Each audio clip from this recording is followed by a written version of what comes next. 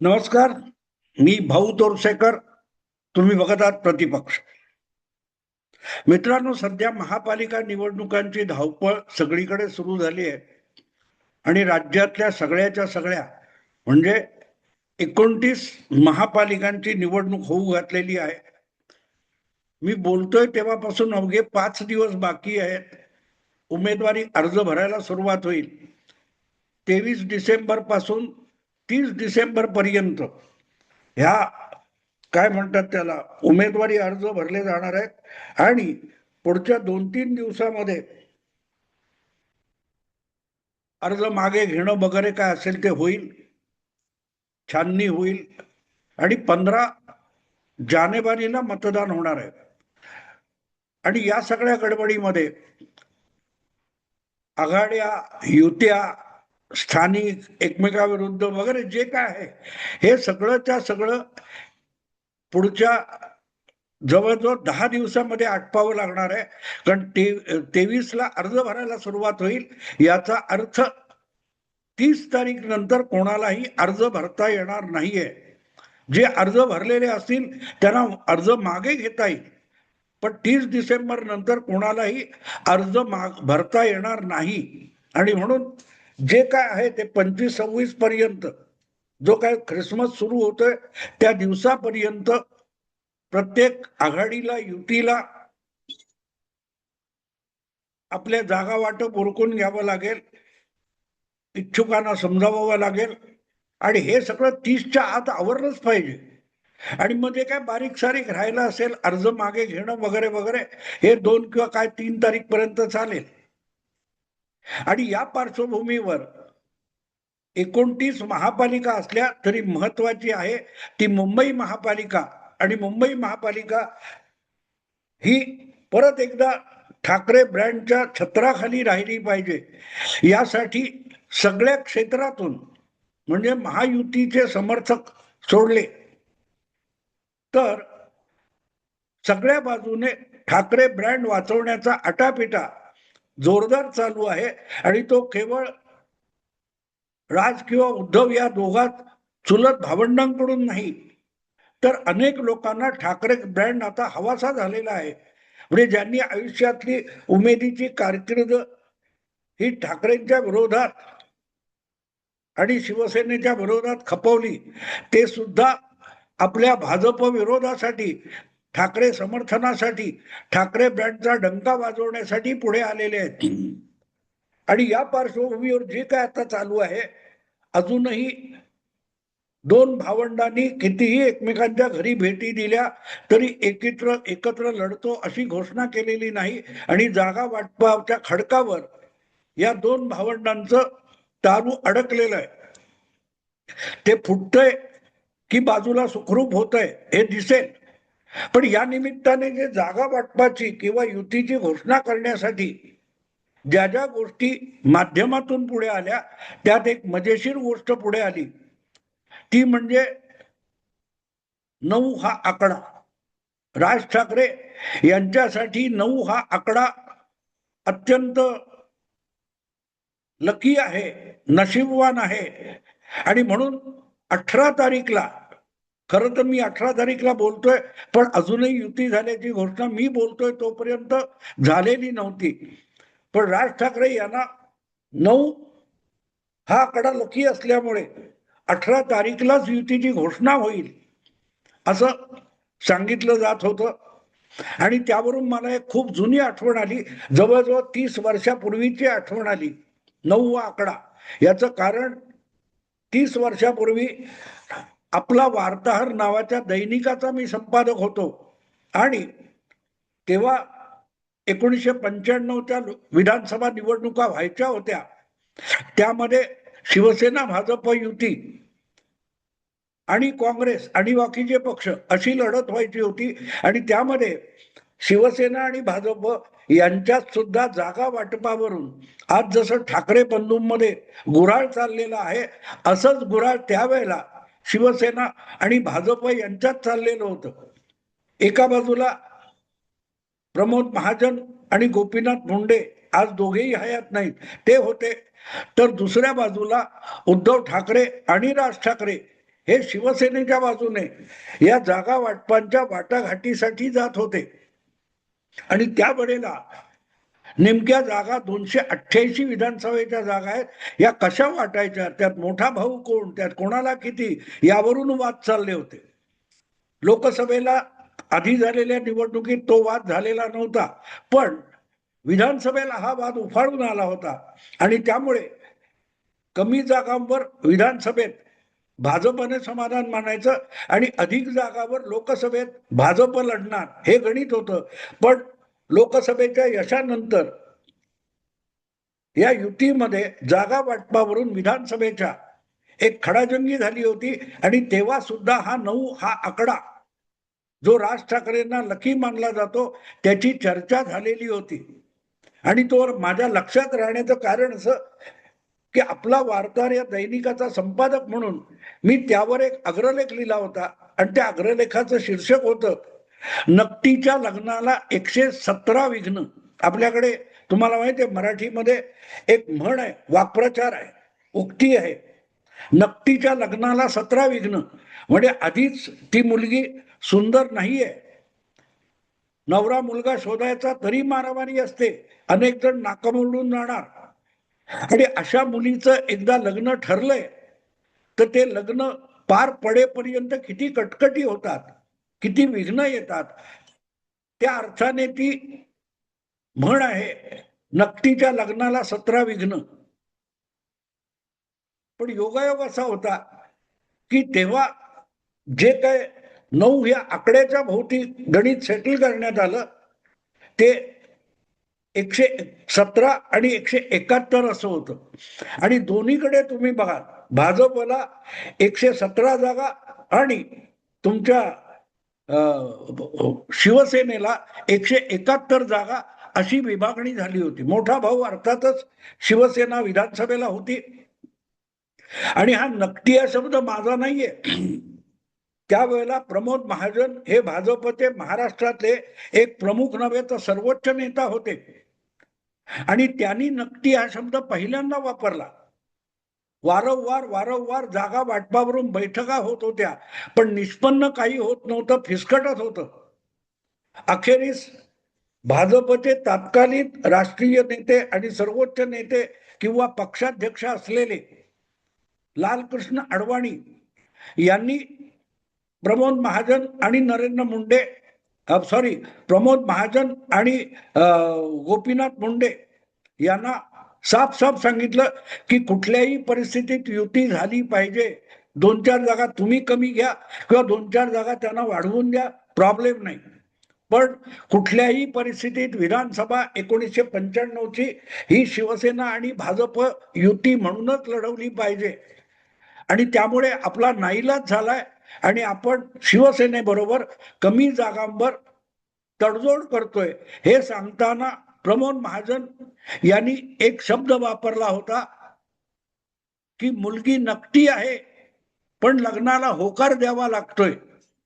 कारण घरचे बुजुर्ग, घरचे वडीलधारे जेव्हा तुम्हाला निर्णय देतात तेव्हा त्यावर नकार देता येत नाही.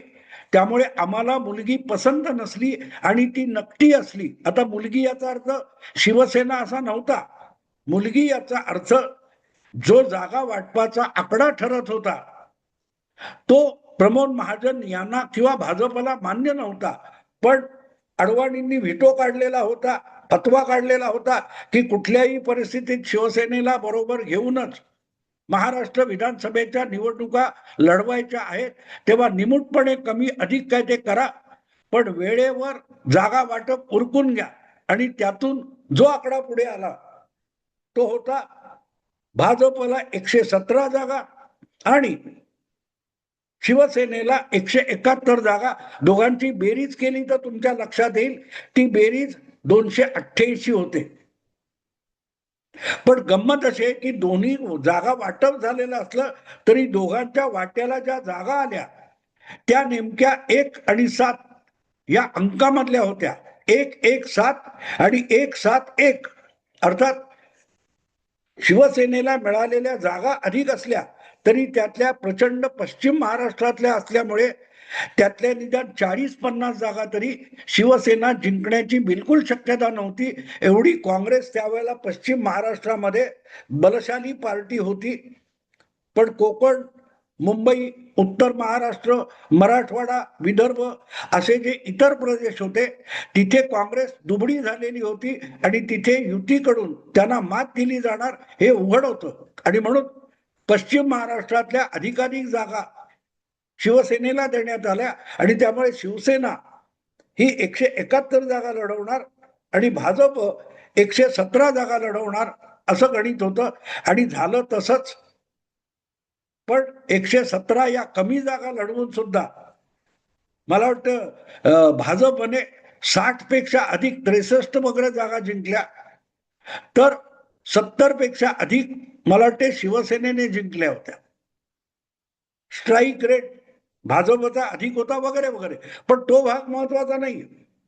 हे जेव्हा सांगण्यात आलं तेव्हा एक चर्चा समोर आली की राज ठाकरे यांचा हट्ट असा होता की कुठल्याही परिस्थितीत शिवसेनेसाठी जो काय जागा वाटपाचा आकडा येईल त्याची बेरीज 9 असली पाहिजे.